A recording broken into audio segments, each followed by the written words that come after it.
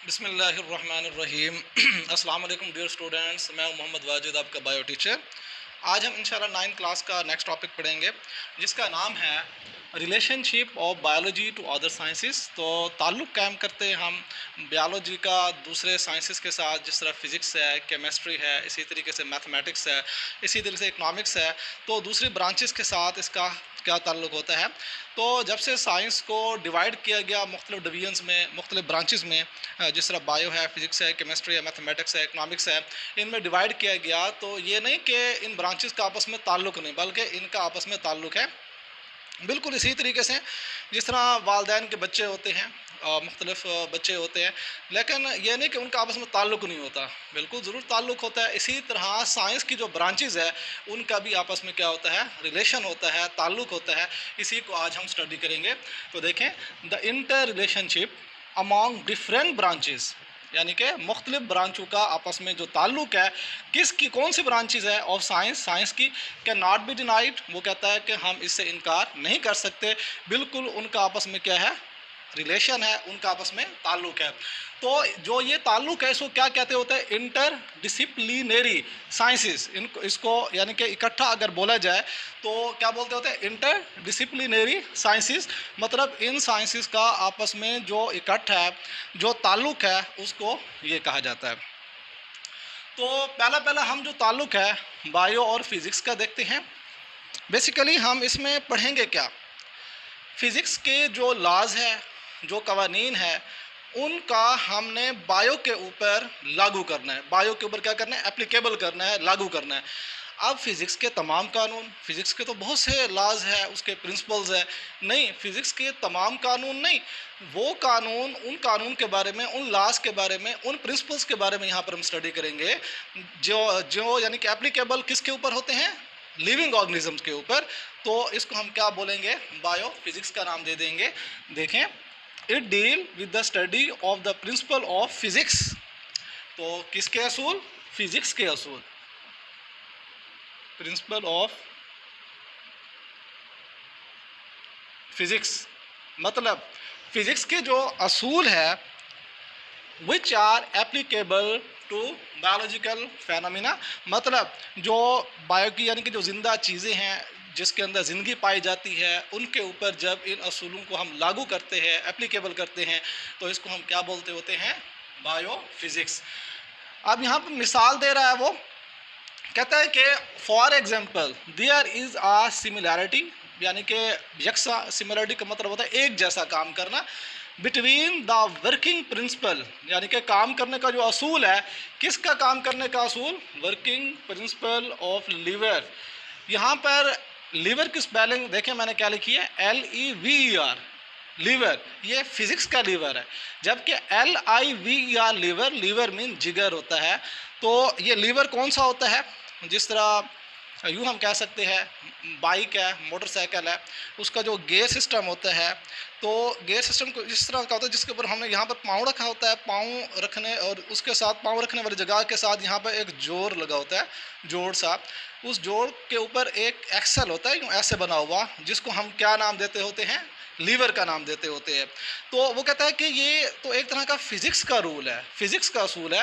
वो कहता है कि इसी तरीके से जो इंसानी जिस्म के अंदर जो लीवर का काम करता है, वो लिम्स है। लिम्स हम किसे कहते हैं, हमारे बाजुओं को और हमारे टांगों को इकट्ठा मिलाकर लिम्स कहा जाता है। मतलब बायो के अंदर जो लिम्स है, उनका काम जो फिज़िक्स का लीवर है उससे मिलता जुलता है। तो इस तरह इसका आपस में क्या कायम हो जाता है, रिलेशन कायम हो जाता है। देखें, for example there is a similarity between the working principle, काम करने का जो असूल है, ऑफ लीवर इन फिज़िक्स। कहते हैं फिज़िक्स के अंदर जो लीवर है उसका जो असूल है काम करने का, किसके साथ, limbs of animals in biology. Biology के अंदर वो कहता है कि जो जानदारों के लिम्स होती है, जिस तरह हमारे पूरे बाजू और टांगों को लिम्स कहते हैं, इनके जो काम करने का असूल होता है, हम कोई चीज़ भारी चीज़ उठाते हैं, इसको मोड़ लेते हैं, इस तरह इनसे हम काम लेते हैं। तो वो कहता है कि ये क्या होता है, बायो के अंदर होता है फिज़िक्स का रूल, यानी कि लागू हो रहा होता है, एप्लीकेबल हो रहा होता है। इस तरह जब हम स्टडी करते हैं तो इसको हम क्या नाम दे देते हैं, बायो फिज़िक्स का नाम दे देते हैं। तो स्टूडेंट, नेक्स्ट ब्रांच जो पढ़ी जाएगी वो है बायो केमिस्ट्री। क्या नाम है, बायोकेमिस्ट्री। अब नाम से ही हम समझ सकते हैं कि इसमें केमिस्ट्री के रूल्स एप्लीकेबल होंगे। अब यहाँ पर हम इसको देख लेते हैं। कहता है it deal with the study of the chemistry, chemistry, ठीक है, ऑफ डिफरेंट कंपाउंड। अब वो एक केमिस्ट्री होती है जो मुकम्मल सब्जेक्ट है, जिस तरह केमिस्ट्री का सब्जेक्ट है मुकम्मल। अब यहाँ पर एक और बात बता रहा है, कहता है केमिस्ट्री ऑफ डिफरेंट कंपाउंड्स, यानी कि मुख्तलिफ कंपाउंड्स की केमिस्ट्री हम पढ़ेंगे। जिस तरह फ़र्ज़ कर लेते हैं, मैं यहाँ पर एक एग्जांपल देता हूँ वाटर की। पानी के अंदर 2 हाइड्रोजन एटम होते हैं और एक ऑक्सीजन एटम होता है और इसका फार्मूला होता है H2O। अब यहाँ पर जब हम पानी का मेल्टिंग पॉइंट पढ़ेंगे, बॉइलिंग पॉइंट पढ़ेंगे, इसका वेट पढ़ेंगे, ठीक है, इसके अंदर यानी कि इसकी डेंसिटी के बारे में पढ़ेंगे, काफ़ी कुछ हम जब पढ़ेंगे, इसका मतलब मैं पानी की केमिस्ट्री पढ़ रहा हूँ। ये अगर हम फर्ज कर लेते इंसानी बॉडी के अंदर जितने कंपाउंड्स हैं, क्योंकि बायो है ना, इंसान का जिस्म एक बायो है, तो हम कहते हैं कि जब हम उन कंपाउंड्स की स्टडी करेंगे तो हम कहेंगे उन कंपाउंड्स की हम केमिस्ट्री पढ़ रहे हैं। क्या पढ़ रहे होते हैं? केमिस्ट्री। तो यहाँ पर देखें chemistry of different compounds and processes, कहते हैं यहाँ पर तरीकाकार भी आएगा। अक्रिंग जो वाक़या होता है किस में? इन लिविंग ऑर्गेनिजम्स, मतलब जिंदा जानदारों के अंदर, जिंदा जानदारों के अंदर जो प्रोसेस हो रहे हैं। इसी तरीके से जो कंपाउंड्स पाए जाते हैं जब हम उनकी केमिस्ट्री देखते हैं, melting point, boiling point, so on, उसका वेट देखते हैं, उसकी डेंसिटी चेक करते हैं, ठीक है ना, उसके अंदर बॉन्डिंग देखते हैं कि कौन से लेवल के बॉन्ड इसके अंदर पाए जाते हैं। जब ये चीज़ें हम देखते हैं तो इसका मतलब क्या होता है? हम क्या स्टडी कर रहे होते हैं? बायोकेमिस्ट्री स्टडी कर रहे होते हैं। इसमें जो एग्जाम्पल देखे थे, for example the study of the basic metabolism of the photosynthesis and respiration involves the knowledge of chemistry. यहाँ पर हम देख सकते हैं फोटोसिंथेसिस और किसके बारे में? रेस्पिरेशन के बारे में बात कर रहा है। अब फोटोसिंथेसिस और रेस्पिरेशन की अपने इक्वेशंस हैं, अपने इक्वेशंस है अलग से, और वो किस में होती हैं? केमिस्ट्री के अंदर होती है। जबकि ये जो प्रोसेस है वो किसके अंदर होता है? अब फोटोसिंथेसिस किसके अंदर हो रहा होता है? पौधों के अंदर होता है, ठीक है ना। रेस्पिरेशन का प्रोसेस भी होता है, जानवरों के अंदर भी रेस्पिरेशन का प्रोसेस होता है। तो मतलब हम कह सकते हैं कि हो किसके अंदर रहा है? जानदारों के अंदर हो रहा है, लेकिन ये प्रोसेस है किसका? केमिस्ट्री का है। तो ये आपस में इनका रिलेशनशिप हो गया, इसका आपस में ताल्लुक हो गया। जब इसके बारे में हम स्टडी करते हैं तो हम मतलब हम क्या पढ़ रहे होते हैं? बायोकेमिस्ट्री के बारे में स्टडी कर रहे होते हैं। तो स्टूडेंट्स नेक्स्ट ब्रांच आ जाती है बायोमैथमेटिक्स। इसका दूसरा नाम होता है बायोमेट्री। अच्छा, मेट्री का मतलब क्या होता है? मेट्री का मतलब होता है पैमाइश करना, मेजरमेंट्स करना, किसी चीज़ की मेजरमेंट करने को मेट्री का नाम देते हैं। जिस तरह ज्योमेट्री होता है उसमें ज़मीन की मेजरमेंट्स आती है, यहाँ पर बायोमेट्री मतलब बायो के अंदर हम कोई जिंदा जानदार है उसके ऊपर भी क्या हम मेट्री कोई पैमाइश कर सकते हैं? हाँ जी, बिल्कुल पैमाइशें होती है। जिस तरीके से हम कहते हैं जी इंसानी जिस्म के अंदर तकरीबन 206 बोन्स पाई जाती है, हड्डियाँ पाई जाती है। तो ये 206 जो है ना, कहाँ से आया है? ज़ाहिर बात मैथमेटिक्स के आया। इसी तरीके से अगर हम कोई डाटा इकट्ठा करते हैं, फ़र्ज़ कर लेते हैं 2 क्लासें हैं, 2 क्लासें, उनके मैं कद वगैरह की पैमाइश करता हूँ, या मैं उनको यानी कि यूँ कर लेता हूँ, उनका वेट कर लेता हूँ, वज़न कर लेता हूँ। तो 2 क्लासें हैं, एक क्लास का दूसरी क्लास के साथ मैंने रिलेशन कायम करना है, चेक करना है कि उस क्लास के अंदर टोटल वेट क्या निकलता है, ठीक है ना, मैंने औसत एवरेज निकालना है, तो दूसरी क्लास का क्या है। तो जब मैं सब बच्चों का वेट कर लूँगा तो उनका एक डाटा मेरे पास आ जाएगा, दूसरे बच्चों का वेट का डाटा मेरे पास आ जाएगा, तो उसकी एवरेज मैं निकालूंगा।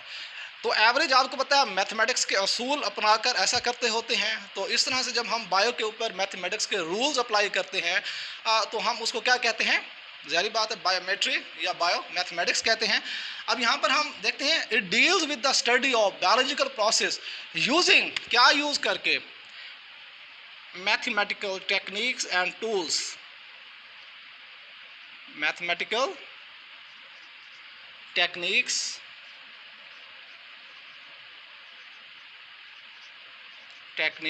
And tools. अब ये मैथमेटिकल टेक्निक्स और टूल्स क्या होते हैं?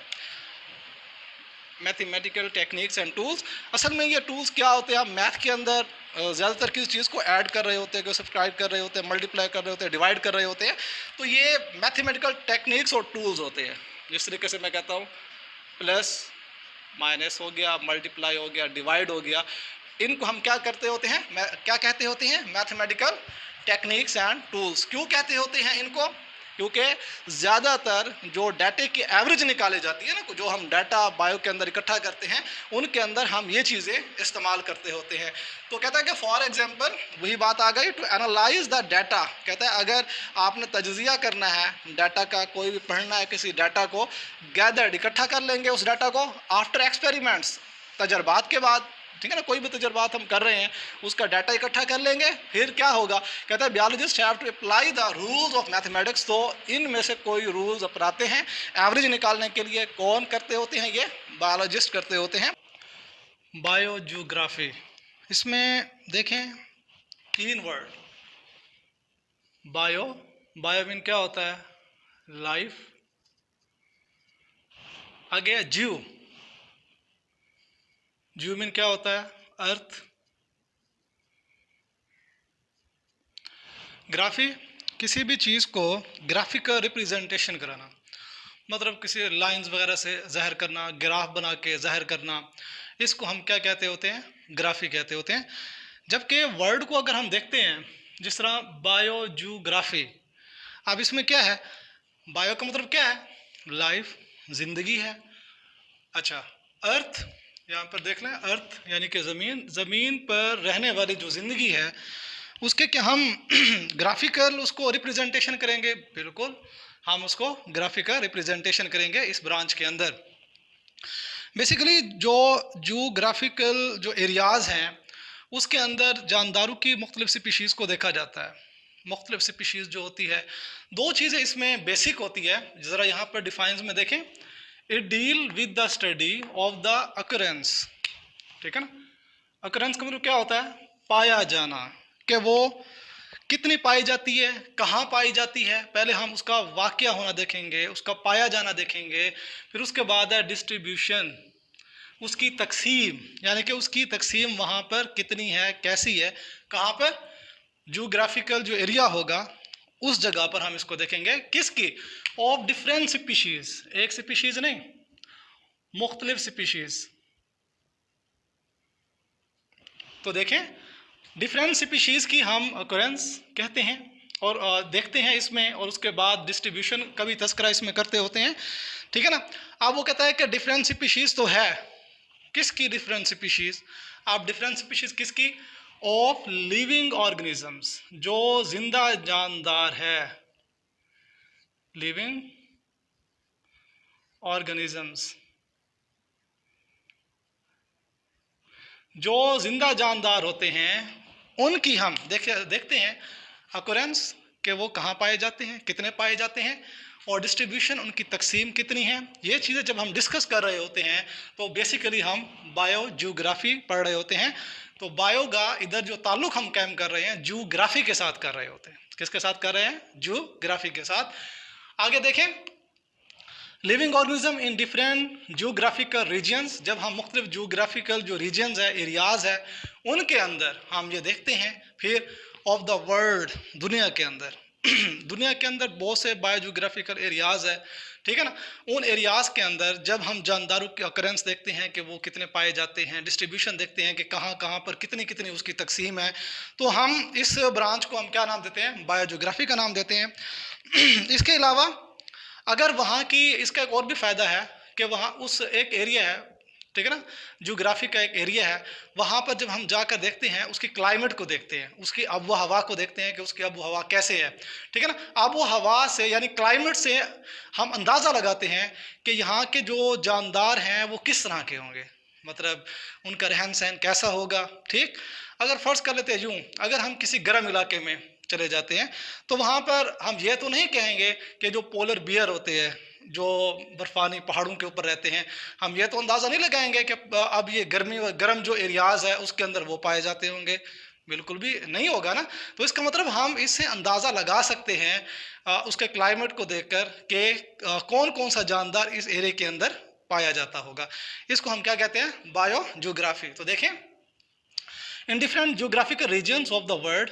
It applies the knowledge, इसमें हम इल्म का इस्तेमाल करते हैं, of the characteristics of particular geographical regions, जो ख़ास हम कह सकते हैं ना, ख़ास जो जोग्राफिकल एरिया होता है, ठीक है ना, उनकी खसूसियात को जानने के लिए हम इल्म इस्तेमाल करते होते हैं, नॉलेज का इस्तेमाल करते हैं।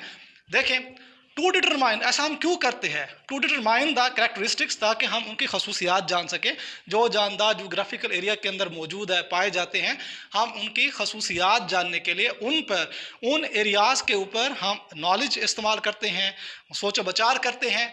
क्या करने के लिए? Of living organism found there, जो वहाँ पर मौजूद होते हैं। तो वही बात आ गई कि हम अंदाज़ा लगा सकते हैं उसकी क्लाइमेट्स को देखकर, अपना नॉलेज को इस्तेमाल करके हम ये डिटरमाइन कर सकते हैं कि वहाँ पर किस तरह के जानदार पाए जाते हैं। तो ये थी बायोजियोग्राफी। तो नेक्स्ट जो रिलेशनशिप है बायो का साइंस के साथ, वो है बायो इकोनॉमिक्स। क्या नाम देते हैं? Bio economics. अब बायो का मतलब क्या होता है? आपको पता है, लाइफ। इकोनॉमिक्स बेसिकली माशियात को कहते हैं, मईशत को कहते हैं, रुपया पैसा को कहते होते हैं, जो किसी एरिया के या किसी मुल्क की या किसी भी चीज़ की हम मईशत को देखना चाहें तो हम उसको इकोनॉमिक्स कहते होते हैं, इकोनॉमिक्स भी कहते होते हैं, और इसको इकोनॉमिक्स भी आप कह सकते हैं। तो बेसिकली इकोनॉमिक्स है क्या? हम जो जिंदा जानदार है, जितने भी इस दुनिया के अंदर मौजूद है, हम बेसिकली उसकी मईशत का जो तज़किरा होता है हम इस ब्रांच के अंदर करते होते हैं। किस तरह? आपकी बुक के अंदर यहाँ पर एक एग्जांपल भी दी गई है। जिस तरह कोई किसान हो, वो कोई गंदम उगाए और उसके ऊपर जितना सरमाया वो सर्फ करता है, जितना पैसा वो लगाता है, और उसको वो लिखता जाता है। जब वो गंदम की काश्त को उठाएगा, ठीक है, और उस काश्त की बदौलत यानी कि मैथ के जो रूल्स है, मैथ के रूल्स को इस्तेमाल करने के बाद, मैथमेटिकल जो आपने रूल्स पढ़े थे इसके अंदर पिछले रिलेशनशिप के अंदर, तो वो यूज़ करने के बाद वो ये अंदाज़ा लगाता है कि उसको फ़ायदा हो रहा है कि नुकसान हो रहा है। यानी कि किसी भी चीज़ पर जब हम कुछ पैसा लगा देते हैं, ठीक है ना, एंड में जो पैसा निकलता है, मतलब जो उसकी पैदावार होती है, प्रोडक्ट जो उसका निकलता है, तो हम उसको और जो सरमाया हमने लगाया हुआ है उसका डिस्ट्रीब्यूशन करके, उसको देखकर आपस में तो उसकी औसत निकाल सकते हैं कि हमारा लॉस हुआ है कि बेनिफिट हुआ है। तो इस ब्रांच ये जो तमाम चीज़ें हैं जिसमें हम बेनिफिट्स और लॉस निकालते होते हैं, ज़रूरी नहीं है कि गंदम की फसल के ऊपर, हर गंदम के ऊपर हम ये कर सकते हैं, हर फसल के ऊपर कर सकते हैं। कोई फार्म हो सकता है, उसके ऊपर भी हम ये देख सकते हैं, पोल्ट्री फार्म है, उस पर हमने कितना सरमाया लगाया, हमें कितना बेनिफिट या लॉस हुआ, ये भी हम निकाल सकते हैं। तो ये सारा जो बेनिफिट्स लॉस का काम होता है वो हम बायो इकोनॉमिक्स के अंदर पढ़ते होते हैं।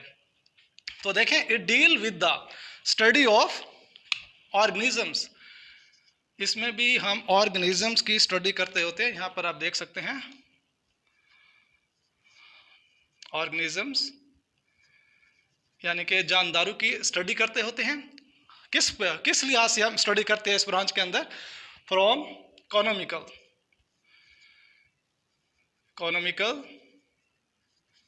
Point of view. किस लिहाज से, किस नुक्ते नज़र से हम इसकी स्टडी करते हैं? मईशत के लिहाज से, इस लिहाज से, पॉइंट ऑफ व्यू। जब हम इकोनॉमिकल पॉइंट ऑफ व्यू से, यानी कि मईशत के नुक्ते नज़र से हम ऑर्गेनिज्म की स्टडी करते हैं, तो बेसिकली वो क्या होती हैं? बायो इकोनॉमिक्स होती हैं। अब इसमें वही एग्जांपल आगे जो बताई गई है आपको, for example the cost value and profit value of the yield, जो आपने फसल के ऊपर यानी कि जो आपने पैसा लगाया है, ठीक है ना, आप उसी के ज़रिए अगर प्रॉफिट या कोई भी यानी कि लॉस वैल्यू अगर हम निकाल लें, तो इसका मतलब क्या होगा? जो आपने कॉस्ट उसके ऊपर सर्व की हुई है, आपको प्रॉफिट हुआ है या फिर क्या हुआ है, लॉस हुआ है, ये हम निकालते हैं। देखें, for example the cost value and profit value of the yield. Yield कहते हैं पैदावार को, जो उसकी पैदावार हुई फसल की, जो आपने पैसा लगाया था, फिर पैदावार की एवरेज निकालेंगे। यील्ड ऑफ द व्हीट, गंदम की, कैन बी कैलकुलेटर, आप मालूम कर सकते हैं, कैलकुलेट कर सकते हैं थ्रू बायो इकोनॉमिक्स। किसके जरिए? Bio economics. और क्या निकाल सकते हैं? एंड बेनिफिट्स और लॉस दोनों निकाल सकते हैं। अगर आपको नुकसान, फ़र्ज़ कर लेते हैं आपने जो पैसा लगाया है, जो पैदावार हुई है, जो पैदावार हुई है उस पैसे लगाया जो है ना, उससे कम हुई तो आपको लॉस हो गया। अगर जो आपने पैसा लगाया है और जो आपकी पैदावार हुई है वो ज़्यादा हुई है, तो मतलब आपको प्रॉफिट होगा फिर, ठीक है। तो बेनिफिट्स और लॉसेस कैन बी डिटरमाइन, इससे हम मालूम कर सकते हैं। तो स्टूडेंट्स, उम्मीद है कि ये लेक्चर आपको समझ आ गया होगा। इंशाअल्लाह नेक्स्ट लेक्चर के लिए बहुत जल्द मिलेंगे, तब तक के लिए अल्लाह हाफिज़।